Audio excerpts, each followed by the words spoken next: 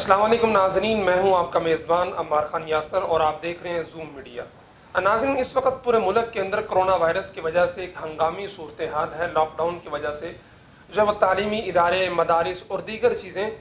بند کی جا رہی ہیں۔ اسی کے ساتھ ساتھ جب سے صورتحال شدید ہوئی ہے، وائرس کے پھیلاؤ کا بہت زیادہ جو کیسز سامنے آئے ہیں، تب سے ایک آواز بہت زیادہ شدت کے ساتھ حکومتی حلقوں میں بھی اور میڈیا کے اندر بھی بہت زیادہ اٹھائی جا رہی ہے کہ مساجد کو بھی بند کر دیا جائے۔ اس سلسلے میں کچھ آوازیں ایسی تھیں جو بڑی اپنے پورے قد کاٹ کے ساتھ میڈیا کے اوپر بھی اور ہر جگہ پہ کھڑی تھیں، مساجد کو کھلا رہنے پہ آواز بلند کر رہی تھی۔ ان میں سے ایک شخصیت علامہ ابتسام الہی ظہیر صاحب ہمارے ساتھ موجود ہیں۔ آج ہم ان سے گفتگو کریں گے۔ علامہ صاحب، سب سے پہلے یہ بتائیے گا کہ سکول، کالجز اور مدارس بند کرنے کے بعد سب سے زیادہ جو زور دیا جا رہا ہے وہ مساجد پہ ہی کیوں دیا جا رہا ہے؟ ابھی ہم آ رہے تھے کنار روڈ سے، ہم نے راستے میں دیکھا شاپنگ مالز پہ رش پورے ہیں، 30-40 افراد کا مجمع ہے، گاڑیاں کھڑی ہیں، ایون کے راستے میں جو ناکے تھے وہاں پہ پولیس والے بھی 10-15 اکٹھے کھڑے ہیں، اور جو عام مساجد ہیں ان کے اندر نماز پڑھنے والے 10-15-20 ہی ہوتے ہیں۔ جمعے کا بس اجتماع تھوڑا زیادہ ہوتا ہے۔ تو کیا وجہ ہے کہ تمام چیزوں کو چھوڑ کر میڈیا بھی، حکومت بھی، تمام تر ادارے وہ مساجد پہ ہی بند کرنے پہ زور کیوں ہے؟ دیکھیں، بنیادی طور بات ہے، حقیقت میں یہ ہونا چاہیے کہ آپ میرٹ کے اوپر چلیں، اور میرٹ کا تقاضا یہ ہے کہ ملک کے تمام اداروں میں یکساں معاملات کیے جائیں۔ جب سکول بند ہو گئے، کالج بند ہو گئی، یونیورسٹیاں بند ہو گئی، تو مدارس نے اس میں کوئی مزاحمت کا مظاہرہ نہیں کیا۔ لیکن چونکہ ایک تدریسی مسئلہ تھا، ایک دوسرے معاملات تھے، یعنی اداراتی معاملات تھے، تو ان کے اندر کمپرومائز کر لیا گیا۔ لیکن اب ایک واجبات کے مسائل ہیں، فرائض کے مسائل ہیں، مسجد ان کے اندر تمام کے تمام لوگ جا کے وہاں پر اپنی نماز پنجگانہ کو ادا کرتے ہیں۔ تو میں یہ بات سمجھتا ہوں کہ اہل مساجد کا اور اہل مدارس کا یہ حق بنتا ہے کہ اس موقع پہ یہ بات اٹھائیں کہ اگر آپ ہسپتالوں کو، گروسری سینٹرز کو، شاپنگ مالز کو احتیاطی تدابیر چلاتے ہیں، تو آپ کو دینی جو مدارس اور مساجد ہیں ان کو کم از کم واجبات کی ادائیگی کے لیے کھلا رکھنا چاہیے۔ تو میں یہ بات سمجھتا ہوں کہ اس مسئلے کے اندر جو ہے ایک جانبداری کا رویہ نہیں اپنانا چاہیے، بلکہ مساجد کے لیے وہی پریکاشنری میئرز جو ہیں اگر وہ ان کو اختیار کرتے ہیں تو ان کو بھی اپنے معمولات کو نہ جاری رکھنے کی ان کو اجازت ملنی چاہیے۔ الحمدللہ ہم یہ بات سمجھتے ہیں کہ مساجد اور مدارس کے اندر پڑھنے پڑھانے والے لوگ اور نمازوں کی امامت کروانے والے لوگ، ان کے بھی جا کے نمازیں ادا کرنے والے لوگ کو اتنے بے وقوف یا نعوذ باللہ احمق نہیں ہیں کہ معاشرے کے اندر جو ہے نا وہ پریکاشنری میئرز کو بالکل سبوتاژ کر کے معاشرے میں اس وائرس کے انتشار کا سبب بنے۔ اب مولانا، میں یہاں پہ ایڈ کرنا چاہوں گا، ملائیشیا کی آبادی 3 کروڑ ہے اور وہاں پہ 30 کے قریب ہلاکتیں ہو چکی ہیں، اور جو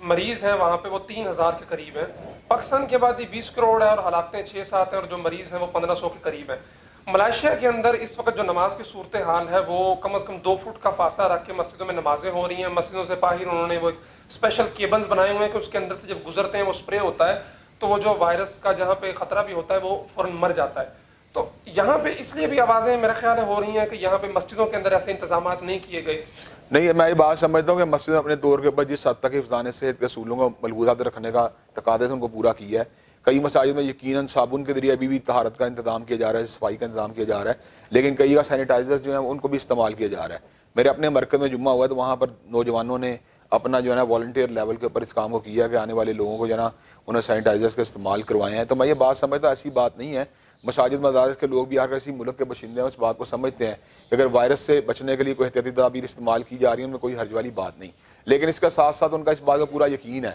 کہ جس طرح شفا کا ایک دروازہ یا ایک راستہ جو ہسپتال یا میڈیکیشن یا میڈیکل ٹریٹمنٹ کا راستہ، دوسرا راستہ روحانی راستہ ہے، تقویٰ کے ذریعے، اسی طرح توبہ کے ذریعے، استغفار کے ذریعے، انفاق فی سبیل اللہ کے ذریعے آپ اللہ تبارک و تعالیٰ کی بارگاہ میں آ کے مناجات کریں، دعائیں کریں، صدقہ دیں، تو اللہ تبارک و تعالیٰ کے فضل و کرم یہ بھی شفا جب بھی مناجات ٹھیک ہے ہونی چاہیے، نمازیں بھی ہونی چاہیے، لیکن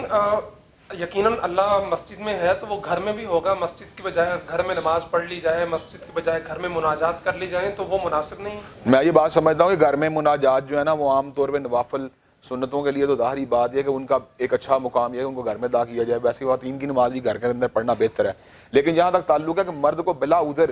اس چیز سے پیچھے ہٹنا اور جس عذر کو پیش کیا جا رہا ہے، میں یہ سمجھتا ہوں کہ اس کو کسی ایک موہوم یا شک یا وہم کی بنیاد کے اوپر زیادہ ایگزیجریٹ کیا جا رہا ہے۔ ہم نے کبھی اس بات زور نہیں دیا کہ مریض لازماً وہاں جا کے نماز ادا کرے یا جو بندہ خوف کے اندر مبتلا ہے وہ لازماً وہاں جا کے نماز ادا کرے۔ ہم تو یہ بات کرتے ہیں جو لوگ بندے صحت مند ہیں، جو متوکل ہیں، اللہ تبارک و تعالیٰ کی ذات بھروسہ رکھنے والے لوگ ہیں، ان کو کم از کم اس چیز سے نہ روکا جائے کہ مسجد میں جا کے نمازوں کو ادا کرتے ہیں۔ اس کے اندر ایک عددی جو ہے نا بہت زیادہ بندش لگانے کی ضرورت نہیں ہے۔ جو صحت مند والنٹیرلی وہاں جا کے نماز ادا کرنا ہے تو اس کو اس بات کی سہولت ملنی چاہیے۔ اگر ہم باقی ضروری کام انجام دے رہے ہیں, اسٹوروں پہ جا رہے ہیں, گروسری لینے کے لیے جا رہے ہیں, تو اللہ تبارک و تعالیٰ کے گھر کے اندر جانے کون سا ہمارا مان ہے کہ ہم اس کو اتنا زیادہ اپنا پر وہم طاری کر لیں کہ معاذ اللہ وہیں سے ہمیں ساری بیماریاں ملنی ہیں, جبکہ حی علی الفلاح کے اندر اس کے اندر فلاح کی ضمانت دی گئی ہے. گروسری اسٹور کے اندر اس چیز کی ضمانت نہیں ہے, یا میڈیکل اسٹور میں اس بات کی ضمانت نہیں جو اللہ تعالیٰ کے گھر میں فلاح کی ضمانت ہے. میں یہ بات سمجھتا ہوں فقط ایک ٹینجیبل چیزوں کو ہی اپنے لیے حرف ہر سمجھ لینا یہ کوئی مناسب بات نہیں ہے. مساجد میں جانے کے دروازے کھلے رہنے چاہیے اور جو صحت مند لوگ ہیں ان کو وہاں سے نہیں روکنا چاہیے. اچھا مولانا, یہاں پہ ایک اور بات بھی, کراچی کے اندر جب گورنر ہاؤس میں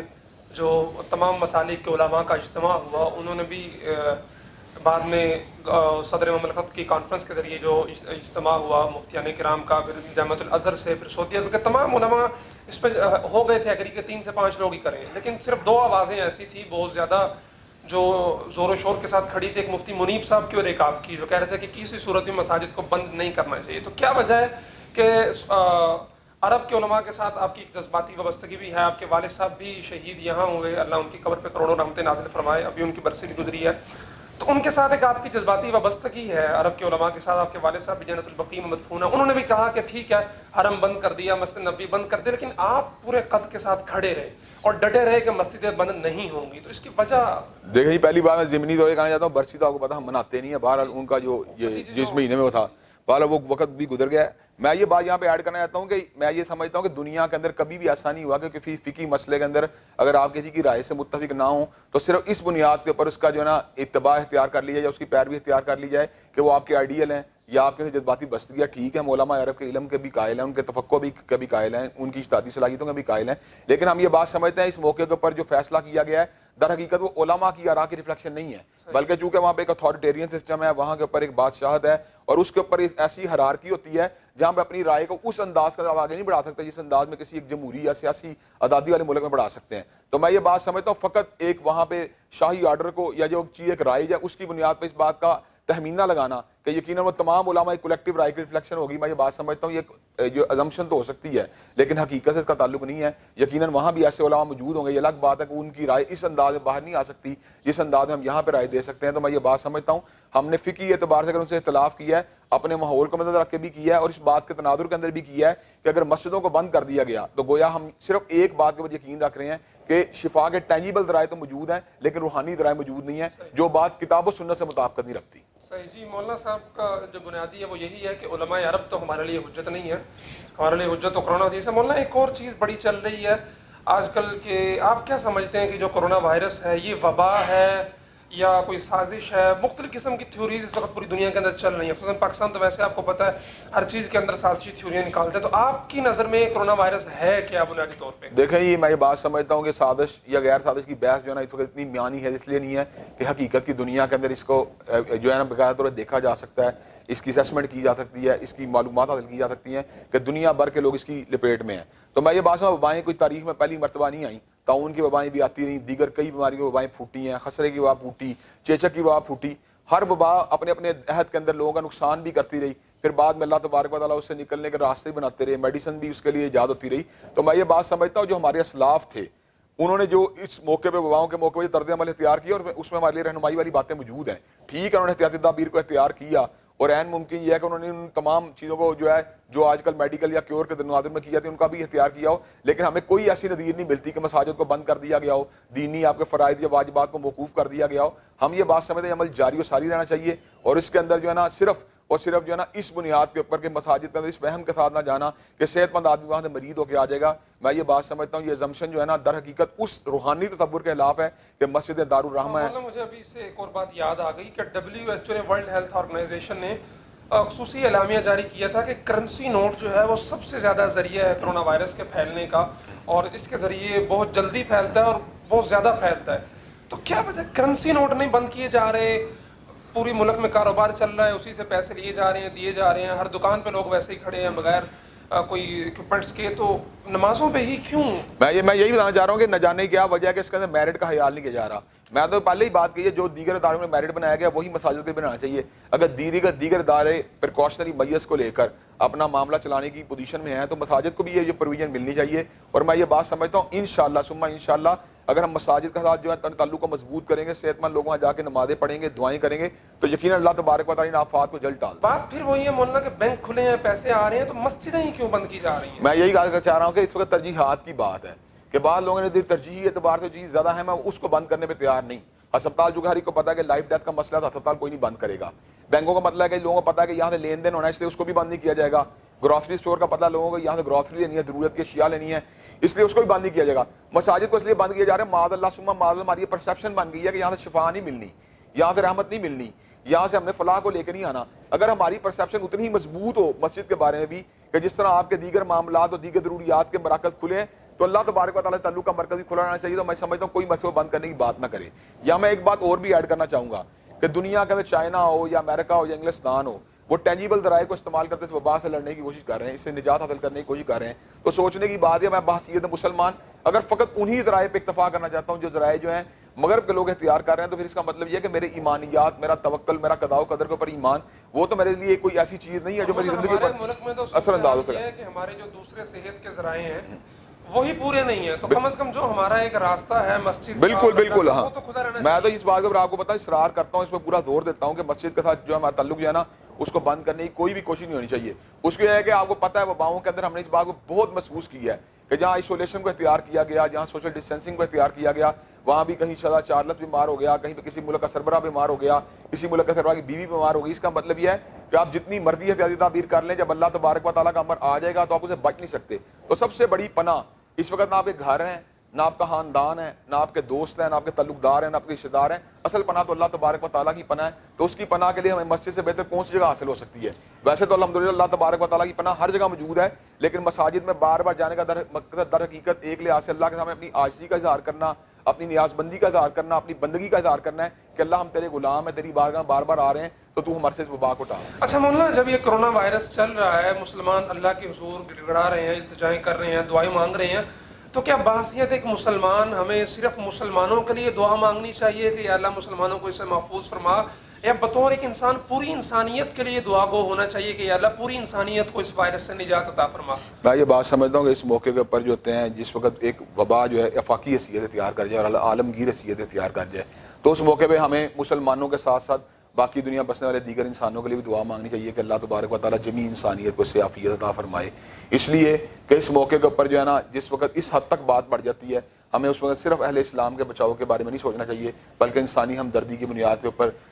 دیگر دنیا بسنے والے جتنے بھی مذاہب کے پیروکار ہیں یا وہ لوگ جو عملی طور پہ کمزور ہیں, ان کے لیے بھی ہمیں جو ہے سلامتی اور عافیت کی دعا مانگنی. اچھا, ایک اور چیز سوشل سائٹس پہ بہت زیادہ چل رہی ہے کہ دنیا کے 1.5-پونے 2 ارب مسلمان اس وقت انتظار میں کھڑے ہیں کہ کافر کب کرونا وائرس کی ویکسین بنائیں گے تو مسلمان اسے استعمال کر کے صحت یاب, یعنی طنز کیا جا رہا ہے مسلمانوں پہ کہ یہ ویلے بیٹھے ہیں اور انتظار کر رہے ہیں. ایسی بات ہوتا ہوں نہیں ہے. ہم یہ بات سمجھتے ہیں ٹھیک ہے ویکسینیشن کا یا میڈیکیشن کا یا میڈیکل ٹریٹمنٹ کا بڑی ترقی کی ہے, لیکن سچی بات یہ ہے کہ اللہ تبارک و تعالیٰ جب وباؤں کو ہٹانا چاہتے ہیں تو کسی ایک آندھی سے بھی اٹھا سکتے ہیں, وہ کسی بارش کے ذریعے بھی ہٹا سکتے ہیں, وہ کسی ایک سورج کی تپش کے ذریعے بھی ہٹا سکتے ہیں. تو اللہ تبارک و تعالیٰ کی جو مدد جو ہے وہ کسی میڈیکل ٹریٹمنٹ کی محتاج نہیں, وہ اسباب کسی بھی طریقے سے جو ہے نا ان کو تحریک دے سکتے ہیں. غار کے پتھر والا واقعہ آپ کے سامنے, غار کے پتھر سے جب ان کو نجات دلوائی تو اللہ تبارک ما فوق الاسباب جو تھے نا اس میں کے اندر جو ہے نا ایک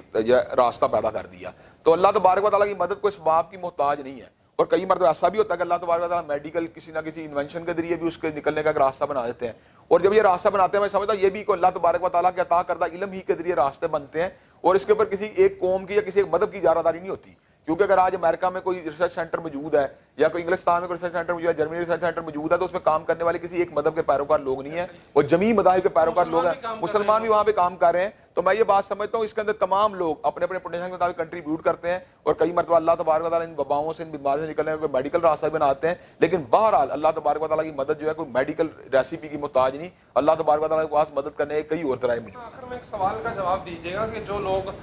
کرونا وائرس کی وجہ سے جو ہے وہ فوت ہو رہے ہیں, ان کی تدفین اور تغسیل میں کافی مسائل کا سامنا ہے, کوئی بھی ان کے قریب جانے کے لیے تیار نہیں ہے. تو اسلامی فقہ کی,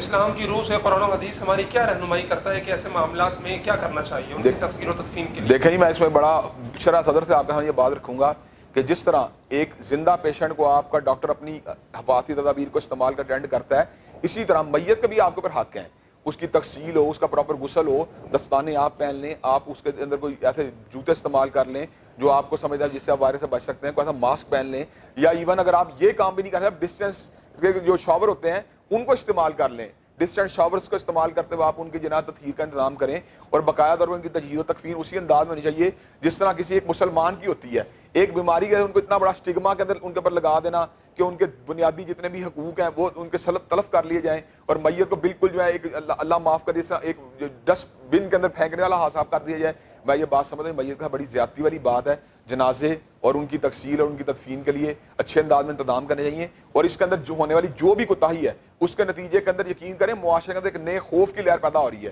کہ لوگ سوچ رہے ہیں کہ اللہ نہ کرے اس وبا کے اندر ہم یا ہمارا کوئی عزیز دنیا سے رخصت ہو گیا تو نہ جانے اس کی قبر کے معاملات کیا ہوں گے, اس کی تدفین کے معاملات کیا ہوں گے. اس سے معاشرے میں ایک اور قسم کا خوف پیدا ہو رہا ہے جو بیماری کے خوف سے بڑا خوف ہے کہ طبی ماہرین اس مسئلے کا جو کچھ بھی ہمیں ہدایات جاری کر رہے ہیں وہ علاج کے باب سے احتیاط کے باب میں ہے. تو اس کا مطلب ہے علاج کی شیورٹی ان کے یہاں میں موجود نہیں ہے. الحمدللہ اہل مذہب ان کی تمام تر احتیاطی تدابیر کو بسر و چشم قبول کرنے کے پر تیار ہونے کے ساتھ ساتھ اس بات میں مصر ہیں کہ جب آپ شیورٹی کے ساتھ اس چیز کا علاج دریافت کرنے سے قاصر ہیں تو ہم آپ کو وہ طریقہ بتاتے ہیں جو شور ہے. ہم یہ آپ کو بتاتے ہیں کہ سورہ فاتحہ میں یقیناً شفا موجود ہے, توبہ میں یقیناً شفا موجود ہے, اذکار مسنونہ کے اندر یقیناً شفا موجود ہے, قرآن مجید کی تلاوت میں یقیناً شفا موجود ہے, صدقے میں شفا موجود ہے. تو آئے ان ذرائع کو کیوں استعمال نہیں کیا جاتا ان ٹینجیبل ذرائع کے ساتھ ساتھ جن میں شفا کی کوئی شیورٹی موجود ہے. جی ناظرین بہت شکریہ, آپ نے مولانا کی گفتگو سنی. ان کی تمام تر گفتگو کا خلاصہ یہی ہے کہ میڈیکل سائنس ہمیں کوئی یقیناً یہ نہیں بتاتی کہ اس سے شفا ملے گی, تو ہم ان ذرائع کو کیوں چھوڑیں جہاں سے ہمیں قوی امید ہے اللہ کی رحمت سے, اللہ کی روحانیت سے کہ جو ہمیں شفا دے دیتی ہے. تمام تر جو حفاظتی انتظامات ہیں اور جو ڈاکٹروں کی ایڈوائزری ہے اس پہ عمل کرتے ہوئے ایک مسلمان کو مسجد کے ساتھ اپنا تعلق ضرور جوڑنا چاہیے. اجازت دیجیے اپنے میزبان عمار خان یاسر کو اور دیکھتے رہیے زوم میڈیا. بہت شکریہ.